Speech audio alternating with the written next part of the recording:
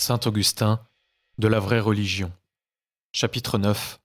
C'est surtout contre les manichéens que cet écrit est dirigé. Court exposé de leurs erreurs. Je l'espère de la bonté divine. Cet écrit inspiré par la piété, lu par les hommes vertueux, ne sera pas exclusivement dirigé contre une seule erreur. Mais il attaquera à la fois toutes les fausses doctrines, toutes les opinions dangereuses.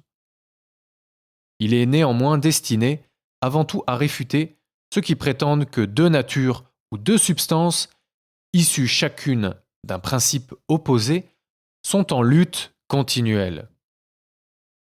Le monde leur a présenté des œuvres qu'ils approuvent, d'autres qu'ils condamnent.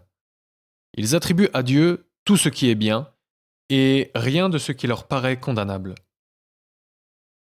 Et comme ils ne peuvent renoncer à leurs coupables habitudes, retenus qu'ils sont par les liens de la volupté, ils prétendent que deux âmes habitent le même corps.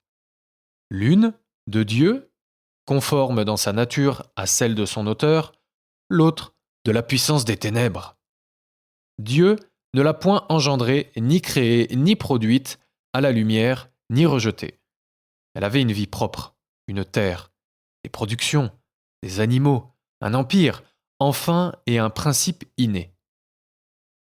Cette âme se révolta contre Dieu, et dans l'impuissance de créer rien autre chose, et de résister autrement à cet ennemi, Dieu fut contraint d'envoyer près d'elle l'âme bonne, et une proportion de sa propre subsistance. Ce mélange, d'après les rêveries de ces insensés, calma l'ennemi et servit à la formation du monde. Notre but n'est point de les réfuter maintenant, nous l'avons déjà fait, et plus tard nous continuerons de le faire avec l'aide de Dieu.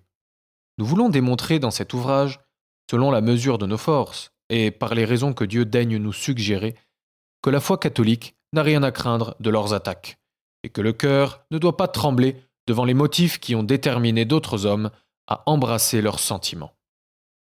Pour toi, qui connais les dispositions de mon âme, retiens ceci et ne crois pas que je le dise avec cette espèce de solennité pour éviter les reproches d'une vaine prétention. Si quelques erreurs se glissent dans cet ouvrage, c'est à moi seul qu'il faut les attribuer. Si au contraire, la vérité s'y trouve convenablement exposée, j'en suis redevable à Dieu seul, l'auteur de tous les dons.